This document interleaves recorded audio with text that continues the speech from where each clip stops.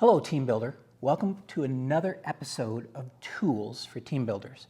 I'm Dr. Chris Cavert. Today we're going to make a hole tarp, H-O-L-E, hole tarp. I first learned this from a gentleman named Tom Heck.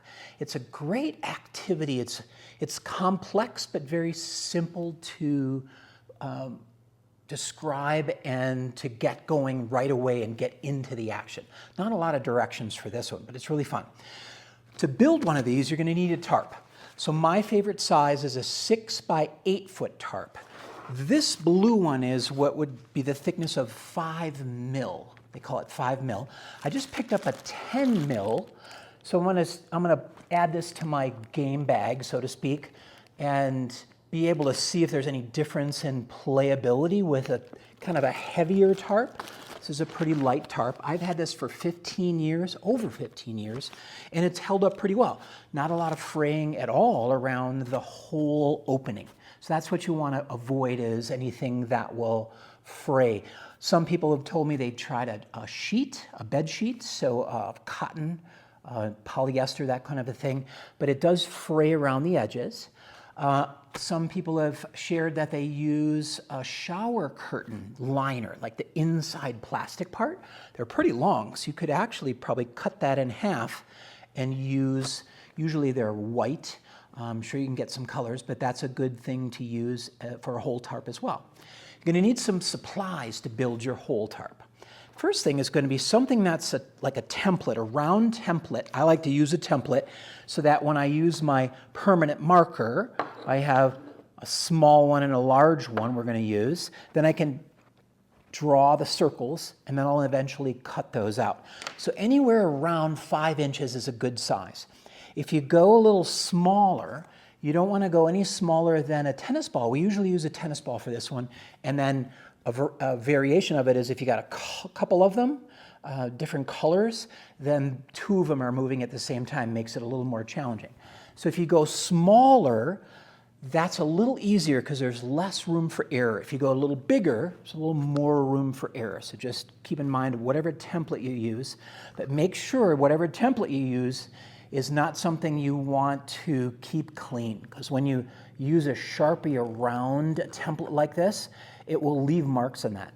Same as a straight edge. I have an old-fashioned ruler that we're going to be using or drawing lines, and you're going to get black permanent marker on that straight edge. So whatever straight edge you use, maybe a piece of cardboard, that might work, maybe a piece of wood. If you don't want to have something get damaged by the permanent marker, find a good straight edge. You're going to need a scissors, and then probably going to need some sort of measuring device if you don't have a ruler that has the measurements on them. All right? So those are the things you're going to need to build one of these. So let's get started. Let me give you a quick visual. We're going to do kind of a close-up visual, and then in a moment we're going to head outside and kind of lay it out on the ground so you can see the whole thing. But the idea is we're going to be cutting holes in the tarp, one in each corner, and then you're going to do one, really loud on the microphone, you're going to do one right in the middle. All right, so that's our pattern. Is, if you are familiar with dice, if you have a 5 on a dice, there's 4 pips at each, there's a pip at each corner, there's 4 of them, and there's one right in the middle. That's what we're after. So we're going to make a new one of these on our brown tarp. So let's look at how we manage or figure out the holes. So let me give you the gist of this. Around each corner, you're going to go about 24, let's make it, I like this measurement of 20. Let's go about 20 inches from the corner. And you can be anywhere in this vicinity. It doesn't have to be precise. But you're going to get your template. You're basically going to trace around your template at each corner before you cut, of course. All right? That's step number one. So I'll go off and do that, and I'll be right back, and we'll show you what else we need to do around the holes. All right, I've got all my holes outlined. So I've got the 4 in the corners and 1 in the center. And what I found, what I chose to do, is I put the hole kind of inside one of these flat squares and stayed away from the fold. That will protect the sides of the circle a little bit more. The center one I did put over a fold just because I wanted it in the center. You could offset it and keep them in the squares. Most people will try to fold their tarps the way they got them, so they go along the creases. That way it eliminates some of the folds. Now we're going to need our scissors for the little tricky part. So this is one of those skills that you just want to take your time with. And you're going to need a nice, good cutting scissors. Make sure it's a good pair of scissors that will cut smooth lines and won't get caught. All right? The idea is, the first thing that I do is where the hole is, you can see the hole, kind of fold in the middle, and I make a little cut so I can get the scissors in.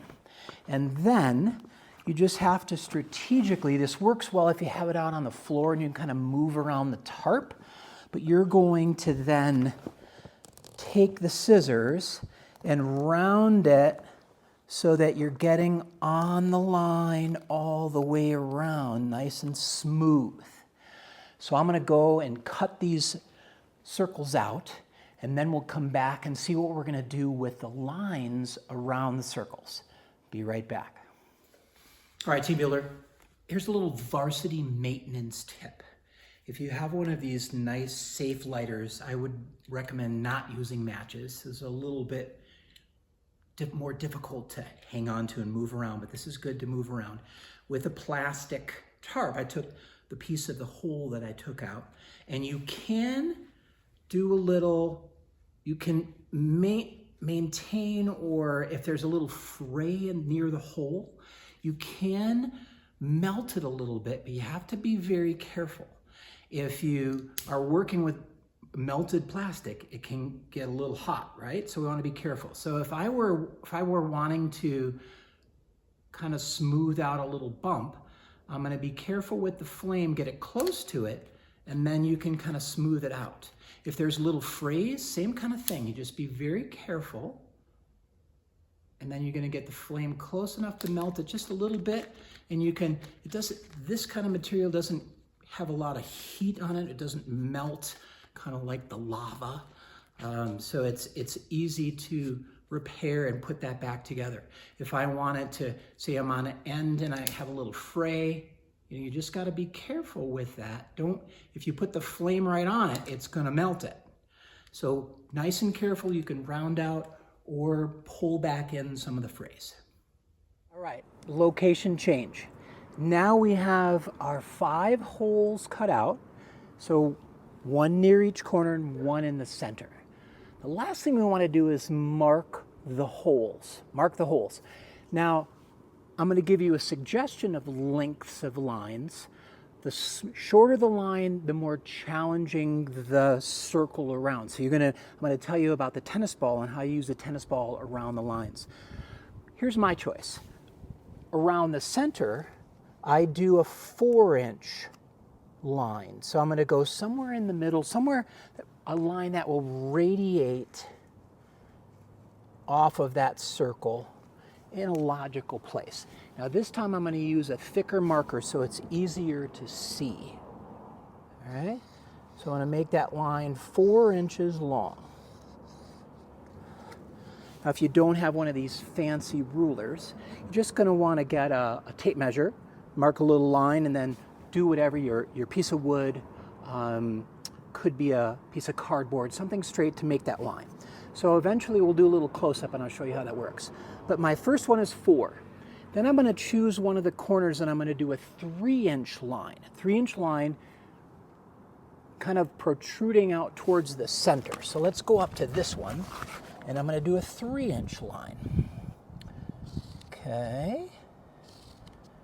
So this will be our most challenging hole. So I put the line radiating towards the center to make it a little easier. If it was off pointing towards the corner, that would be even tougher. So you decide how you want to do that. And then I'll do a 5-inch line, make a nice, easy one. I'm just going towards the center.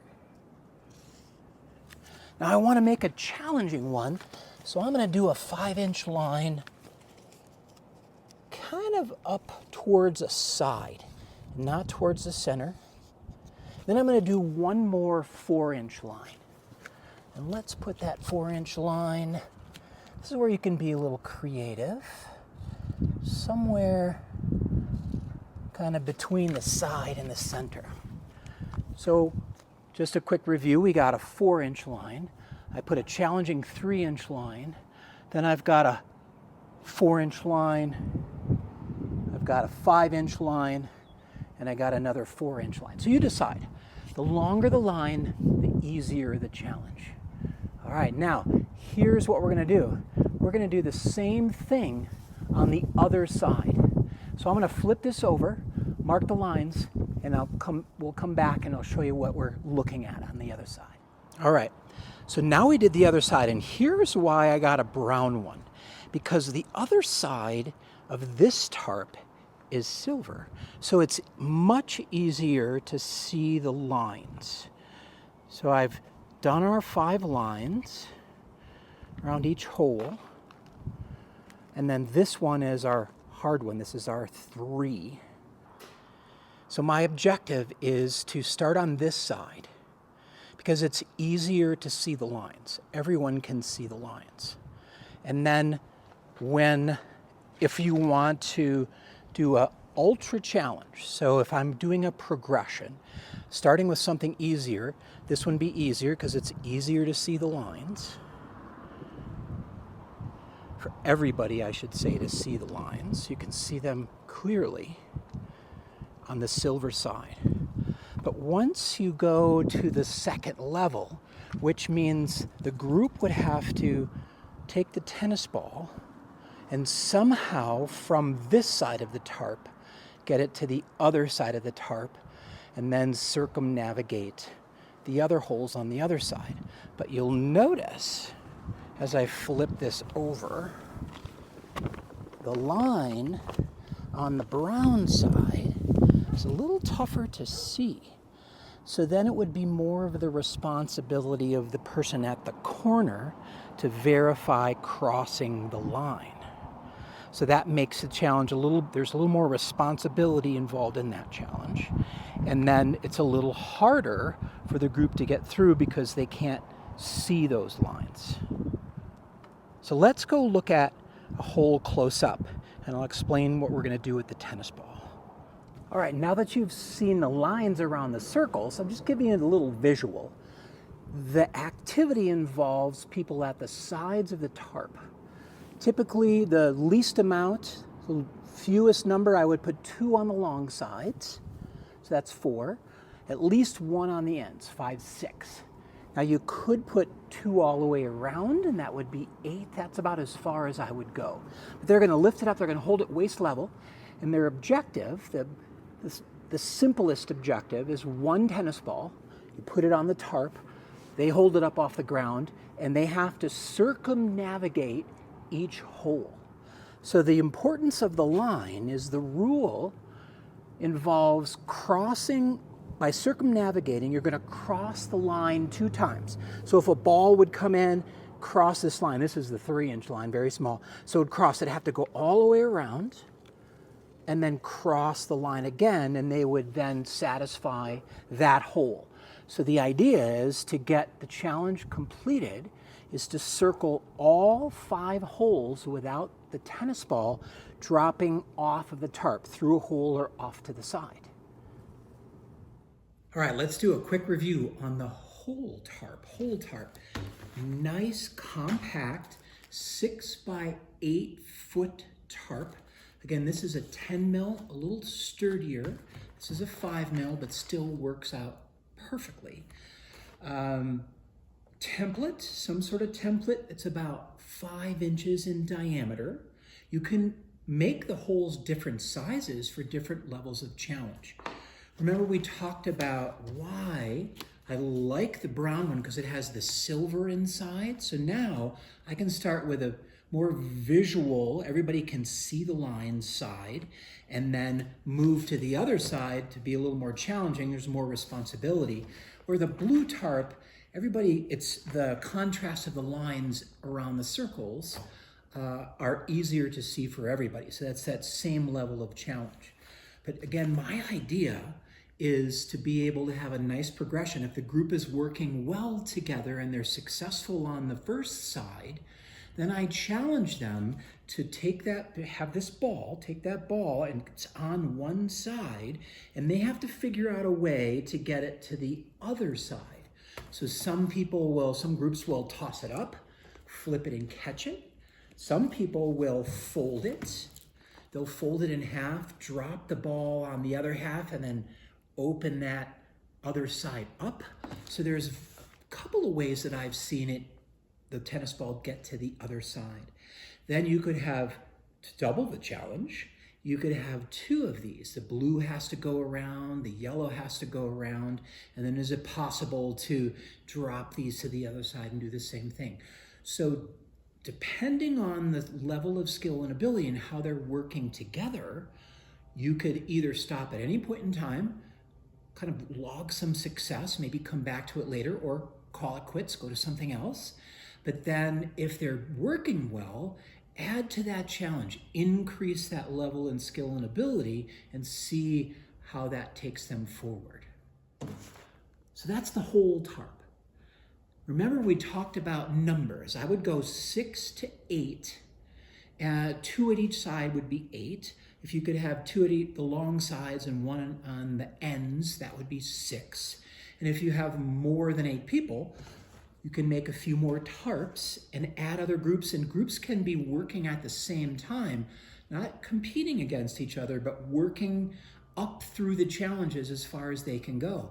One group might still be working on the one side just to get them all around 5. Another group might have a little more of a knack for it, and then you can add to their challenges so that everybody can be still working at the level of their ability. All right, so it's a really nice, great challenge to put together, easy to build and easy to carry around. Go to the link in the notes below and you can find more details of that at my Fun Doing blog. All right, team builders, we'll see you next time on Tools for Team Building.